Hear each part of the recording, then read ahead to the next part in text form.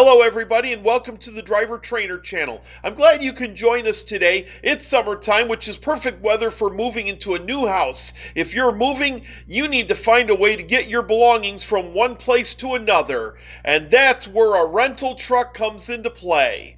So if you are planning on moving, you want to stay tuned for this video before you book your next rental truck.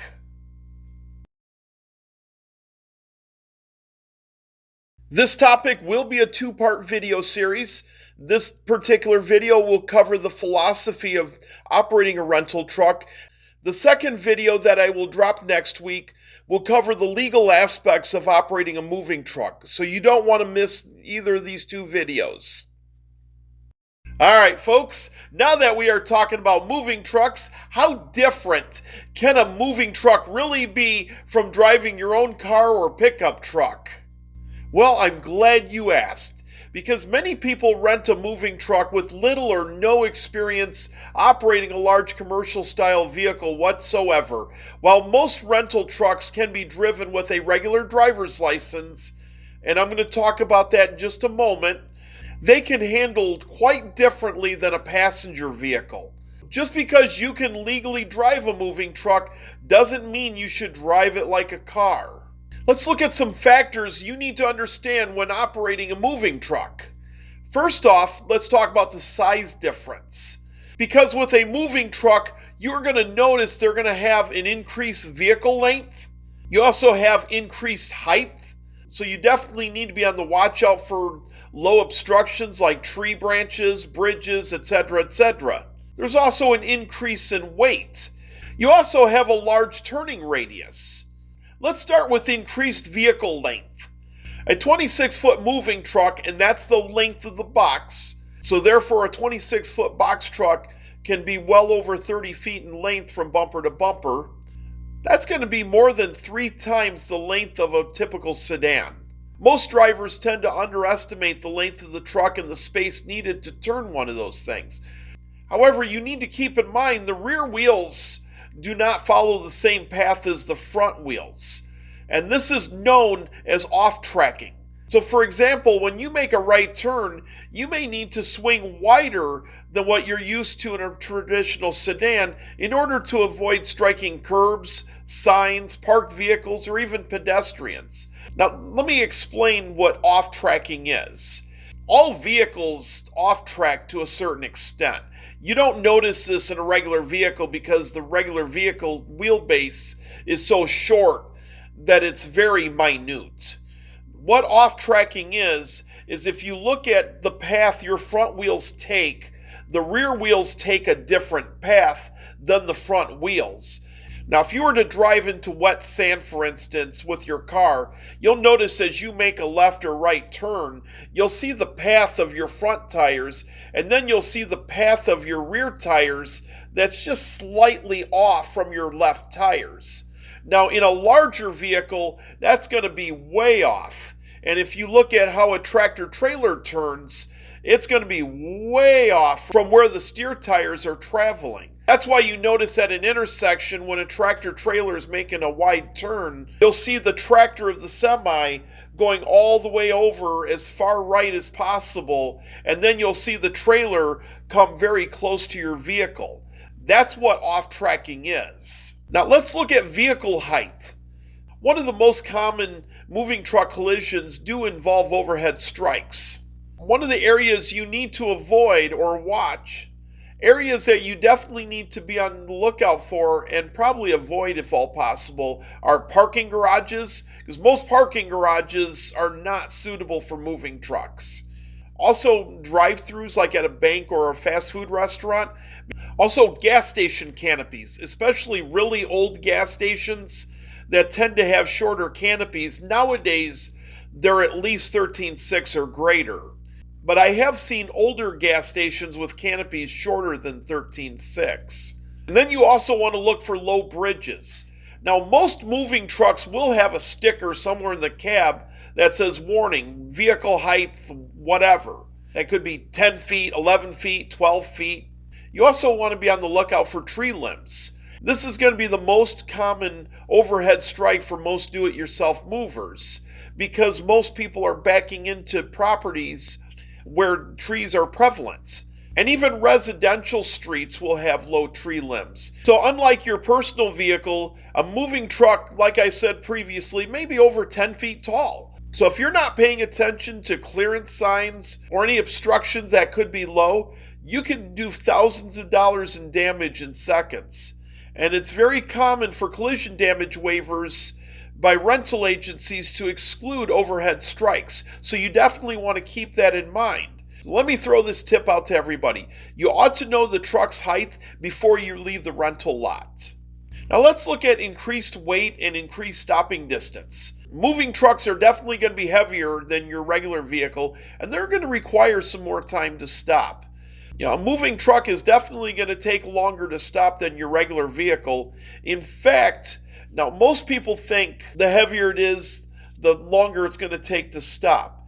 Now that all varies by suspension, especially if there's spring suspension versus air ride suspension. Air ride suspension, this is kind of iffy because it levels out properly based on the weight. Usually most rental trucks are going to have spring suspension, meaning a loaded truck might be a lot easier to stop than an empty truck. Now it may take a little longer loaded, but it'll stop smoother than an empty truck, whereas an empty truck, as you hit the brakes, you may feel that lag where it's like, wait a minute, are these brakes working? Yeah, they're working. It's just that there's no weight on that suspension, so that suspension is just basically causing the truck to be way up in the air to where the tire tread can't grip the ground as tight, and therefore you get that feeling like it's floating on air. So be aware of that. Also, if the roads are wet or slippery, that can increase your stopping distance. And you also want to be mindful of your following distance, because following distance can create serious risk if you don't have the proper space gap. Now, if you were in driver's ed, you learned the 2-second following distance rule, and that's based on a rule of thumb that you maintain 1 second following distance for every 10 feet of vehicle you have. So in a regular vehicle, you're rounding it off to 2 seconds. In a moving truck, you'll definitely need to keep that 1 second following distance in mind because you're going to have an extended length of vehicle. So if you have a 35-foot truck, that's a 26-foot box plus, let's say you have a 9-foot cab, just hypothetically speaking. Therefore, based on that 1 second rule of thumb, you need to have at least a 4-second following distance. Now, if you add a trailer to that truck, and let's say it brings the overall length to, say, 64.5 feet because you're bringing your car width on a one-way move, now you need a 7-second following distance based on that 1 second rule of thumb. The weight of the vehicle doesn't just affect acceleration, it's going to affect every stop you make. Now that we've talked about the increased dimensions of a rental truck, let's talk about proper cargo loading, because that's going to be very important to ensure that the vehicle stops properly based on proper weight distribution, and also to make sure your weight is proper on the axles that you have, because you can't just throw everything in there and we're good to go. Now you might be able to get away with that if you're moving a couple miles, but if you're moving across town or to a distant location, you are definitely going to need to make sure that truck is loaded properly. Now, first off, this should be common sense that you want to keep all your heavy stuff low and forward.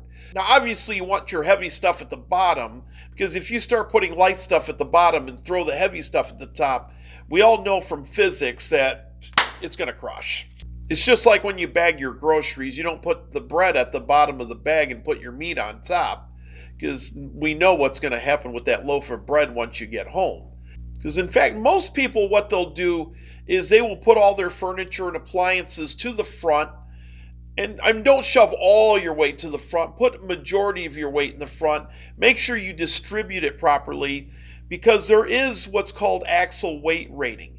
And this will also help with cargo securement, because once you get your stuff in, you need to make sure your cargo is secured. And the reason for that is because you don't want your cargo to move. I mean, not only do you not want your stuff to break, but you also want everything to stay in place, because that can affect steering, braking, and vehicle stability. You don't want any of those three areas impacted while you're traveling, especially if you're traveling long distances down the highway. You want everything to be secured. So if you have, say, a gap about this wide, you want to get some straps or some rope or whatever, or you can even get load locks from truck stops. And what they do is they ratchet into place up against the two walls. They are adjustable, so they will fit into different widths of trucks, whether you have a 96-inch wide box or shorter. Usually they'll compress shorter than 96 inches, and they'll expand beyond 102 inches, which is the maximum legal width of any vehicle on the roadway.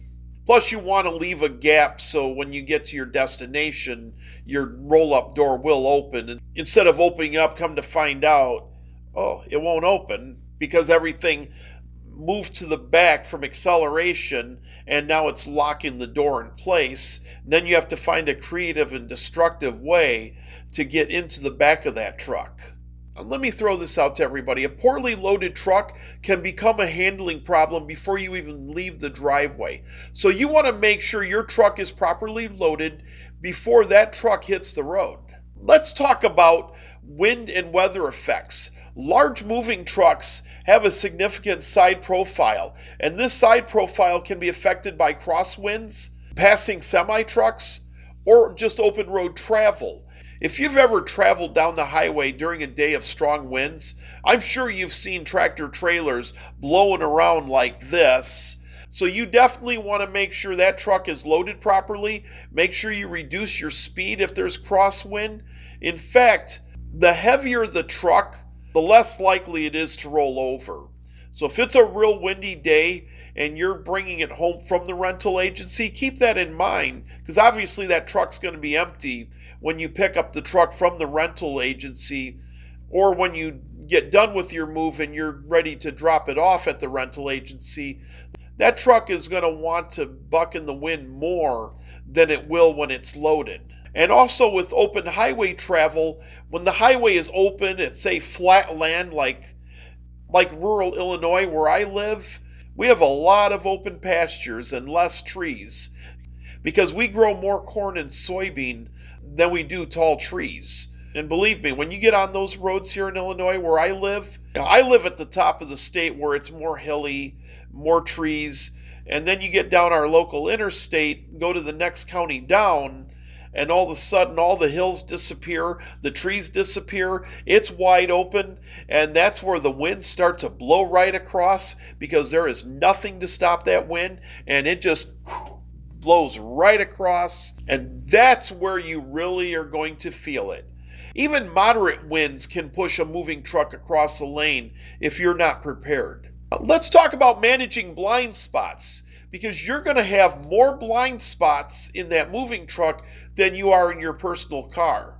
And these areas include directly behind your truck. Obviously in your car, you go to back up, you have a rear view mirror up here, or you can do like I see some people, they'll put their hand back behind the passenger side seat, start turning around, looking around. You're not going to be able to do that in a moving truck. You start doing that, it's just like what I have back here, nothing but a solid wall. But nevertheless, you want to keep in mind what's in the back of your truck.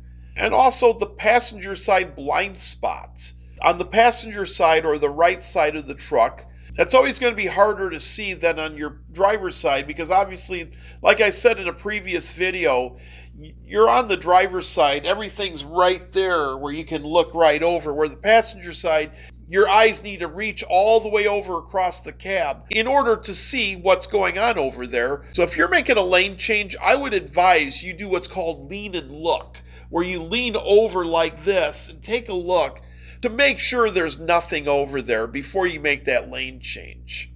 So you'll definitely need to use those mirrors consistently, which everybody should already be checking those mirrors every 5 to 8 seconds. If you're practicing that, then you'll be fine with your mirror checks. Also, the front blind spot.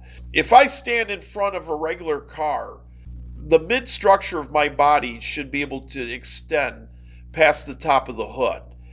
And everybody should be able to see my face, my chest, and even lower. In a moving truck, depending on what kind of truck it is, you probably may see my head, my neck. Some trucks, you may not see anything at all. And if you can see just the top of my head up to here or down here, imagine somebody shorter standing in front of that truck. This is why when kids are taught school bus safety, they're always taught to walk out so far before they cross the bus. That way the bus driver can see the child crossing, and also school buses are now required by law to have an arm that extends out to force the children to walk out and in front, because it is very blind in front of those trucks. And moving trucks will have the same dilemma, especially when you have children that tend to help with moving process. So you definitely want to be on the lookout for that. If you're not for certain what's going on, if you're trying to back or if you're trying to take off from a location where children are present, then remember the acronym GOAL. That stands for Get Out and Look. It just takes a few seconds to get out, make sure everything's good before you back that vehicle up or before you pull forward if you're pulling out from a residential area where children are present. Now, I'm definitely going to focus on this backing part.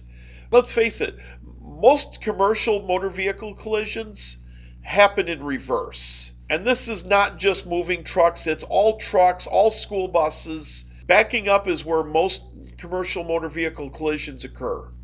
Like I said, GOAL, get out and look. And if you need to, get a spotter to watch for you. Make sure you back slowly, and also avoid unnecessary backing if possible. So whenever possible, if you're parking at a parking lot or something, you want to park where you can pull forward. I see this a lot where somebody rents a moving truck. Usually it's more common with the mid-size and shorter ones, where they pull into a parking spot like it's a regular car. And then of course you have to back out of it. That is not smart. If you don't have the option of a pull-ahead space, you need to back into that space so that way you can pull straight out when you leave. Because at least when you're backing in, as opposed to getting into the truck where you have to get out and look and things can change, especially with other vehicles coming. Whereas if you back into a space, you're not going to have the dilemma of vehicles just coming in the same manner as backing out. Unless somebody willy-nilly drives behind you while you're backing. And you're going to want to park away from the building as opposed to what you would normally do in a car, because you're going to need some more parking spots. And don't try to take one parking spot, because that's not going to fit one parking spot. You're going to need multiple parking spots. If it's a mid-sized truck, you need to have the 2 spots side by side. If it's a larger truck, you're going to need 4 spots. So like say if you're at Walmart or at the shopping mall or the grocery store where you have larger parking lots, that's where you need to park way out where there's nobody parking. Take the 2 spots next to each other plus the 2 spots ahead. That way you're not next to people and nobody wants you next to them, blocking them in to where they have very little space to get in their vehicle. So definitely be considerate and park way out further where there's nobody parking so you can take multiple spots and it doesn't bother people. Now, if you have a trailer, you're not going to be able to do the 4-spot thing. You're actually going to have to park way out and park the opposite orientation of the spots. And make sure you're way out to where it's not going to interrupt other parking spots closer to the building. That way you're considerate of other people when they're 4-wheelers so they can park their vehicles properly. In this situation, you're going to have to sacrifice. You're going to have to do some extra walking. And you also want to be able to park to where when you leave, you can get out instead of having somebody pull up next to you. And then you're trapped of movement to where you can't move until that person gets their vehicle moved without the risk of hitting their vehicle. Let's talk about a couple highway driving considerations, because many who rent trucks will drive these things out on the expressway, especially if you are doing a one-way move from one city to another. With highway driving comes merges. You are going to need longer merging distances. That means you need to keep in mind when merging out onto the expressway. This will be a result of slower acceleration, and also don't forget that your rental truck will have greater stopping distance. And also keep in mind, it is your responsibility to merge, not the person who's already on the roadway. Now, if you're in a regular car and you see somebody trying to merge in a large vehicle, whether it's a moving truck or a tractor trailer, you ought to make sure they can get in and do your part to make sure they can merge properly, because there's no way that vehicle is going to get up to speed the way you think they will and just get right in, no problem. But if you are driving a rental vehicle, keep in mind it is your responsibility to merge just like it is in a regular car, not the other person's responsibility. So the best plan of action when you're driving down the expressway is to leave larger space gaps. Also, plan your lane changes earlier. Make sure you follow the lane change procedures I explained in the earlier videos. And if you haven't watched those videos, be sure to watch those 5-part series videos that I put out there at the beginning of the channel.